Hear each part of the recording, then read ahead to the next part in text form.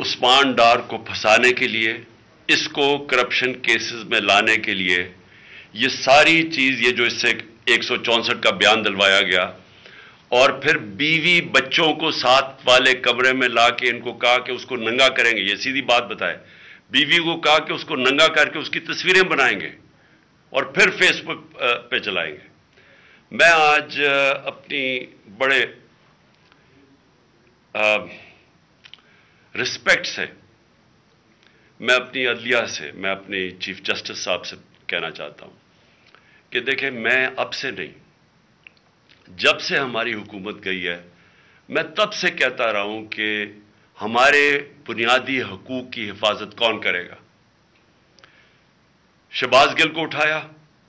اس کو ٹارچر کیا گیا، اس کو ننگا کیا گیا، اس کو لٹکایا گیا اوپر، اس کو مارا گیا،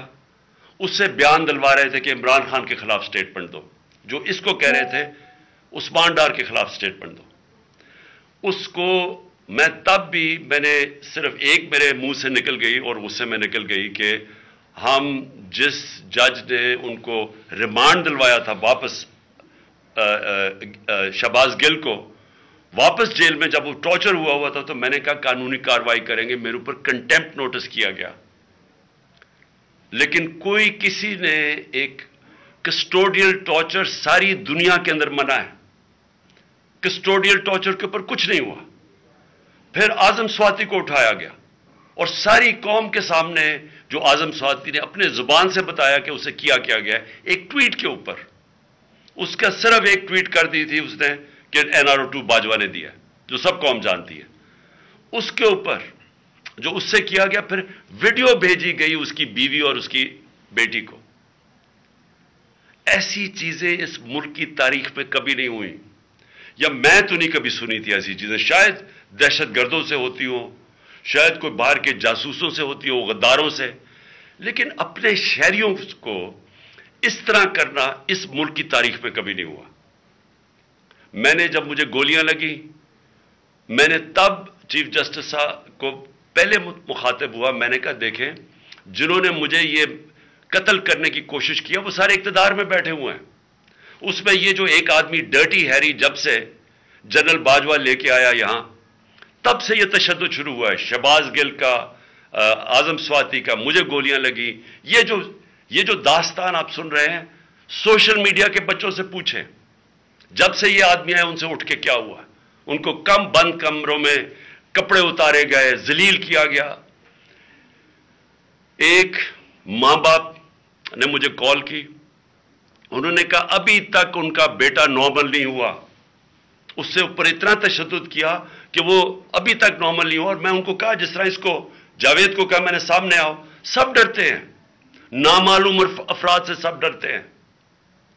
اور کوئی کسی قسم کی پروٹیکشن کسی کو نہیں ہے، کیونکہ یہ قانون کے اوپر ہے، یہ جو مرضی کر لے، کوئی ان کو بچانے والا نہیں ہے۔ کوئی جاوید جیسے انسانوں کو جب یہ کرتے ہیں، اس کو پھر دھمکیاں دی گئی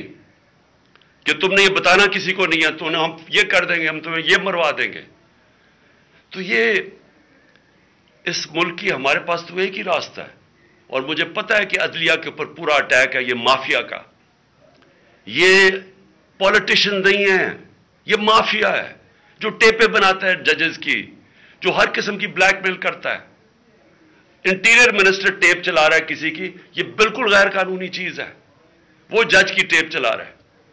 وہ اس کی مریم وہ ٹیپ چلا رہی ہے کسی ارشد ملک جج کی، کبھی ثاقب نثار کی ٹیپ چل رہی ہے۔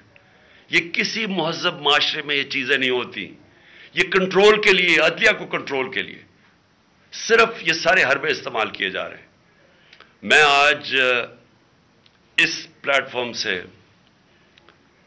اپنے چیف جسٹس اور اپنی ہائر جوڈیشری کو، امید تو صرف آپ سے رہ گئی ہے، اس وقت جو جس طرح کا ظلم کیا جا رہا ہے، یہ نامعلوم افراد جو کر رہے ہیں اس ملک کے ساتھ، اور خاص طور پہ جو ڈرٹی ہیری ہے، میری ساری انہوں نے، یہ کیسے ہو سکتا ہے کہ میری جو ساری GIT کی رپورٹ تھی، جو انہوں نے فورینسک ایویڈنس جمع کی ہوئی تھی، وہ ساری ختم کر دی ہے۔ ان 4 آفیسرز کو پھر اوپر بٹھا دیا جن کے اوپر پروسیکیوٹر جنرل نے کہا تھا کہ انہوں نے میری GIT کی ایویڈنس سیبوٹاج کرنے کی کوشش کی، اس نے टेररिज्म कोर्ट को बताया, ये उनको वापस लाके ऊपर बैठा दिया है,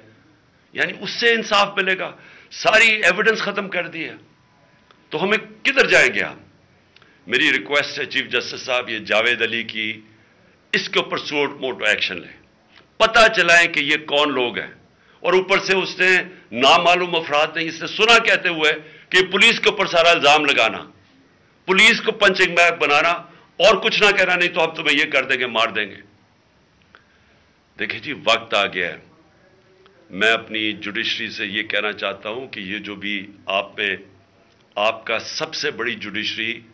की सबसे बड़ी जिम्मेदारी हमारे बुनियादी हुकूक की हिफाजत करना है। यहां जिस तरह ये रजीम चेंज के बाद जिस तरह बुनियादी हुकूक खत्म किए गए हैं, लोगों को लावारिस छोड़ दिया है, समझ नहीं है लोग जाएं किधर इंसाफ के लिए। हमने पुरअमन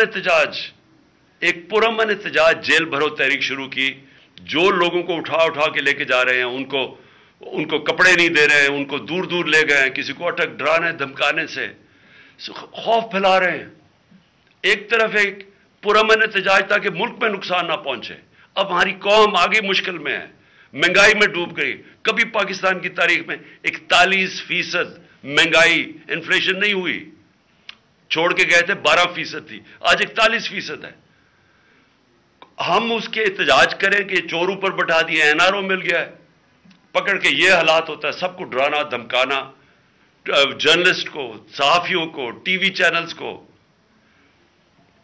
तो मैं सिर्फ चीफ जस्टिस साहब और आप अपने सुप्रीम कोर्ट से आज खास दरखास्त करता हूं कि ये जावेद अली की कहानी सुने, पूछें कौन जिम्मेदार है, कहीं तो लाइन ड्रॉ करें कि अब तो उनको खौफ तो हो कि कोई खड़ा है उनके लिए, अवाम के लिए, अवाम के साथ खड़ा है। कोई तो एक्शन लें ताकि अवाम को कोई हौसला हो कि हमारी अदलिया हमें बचाएगी। कौन बचाएगा जावेद? सोचें कि बीवी बच्चों को साथ वाले कमरे में जाके कहते हैं उसको नंगा करके हम तो उसकी तस्वीरें बनाएंगे। ये कौन से माशरे में होता है? ये कौन? ये कोई गद्दार है? कोई एक चौकीदार की क्लास 4 की नौकरी कर रहा है, उससे उठा के ये किया कि जी इसके खिलाफ एविडेंस थे कि वो देंगे जी कितना आपने इसके लिए कितनी, पता नहीं किधर से इसने क्लास 4 के चौकीदार ने पता नहीं कैसे पैसे बना के देने थे इसको, लेकिन कोई एविडेंस मिल जाए ताकि किसी तरह तहरीक इंसाफ का जो सियालकोट का हमारा डिस्ट्रिक्ट का प्रेसिडेंट है उसको किसी तरह गंदा किया जाए और उसको किसी तरह नाअहल किया जाए, किसी तरह एंटी करप्शन में आ जाए। और ये है पंजाब की जो इन्होंने केयर टेकर गवर्नमेंट, ये जो एक बददियानतदार एक मैं इसका नाम मुझे समझ नहीं आता कि ऐसा घटिया चीफ इलेक्शन कमिश्नर इस मुल्क की तारीख में नहीं आया कि शर्म नहीं आई कि न्यूट्रल केयर टेकर ये हरकतें करता है। ये न्यूट्रल केयर टेकर के नीचे हो रहा है।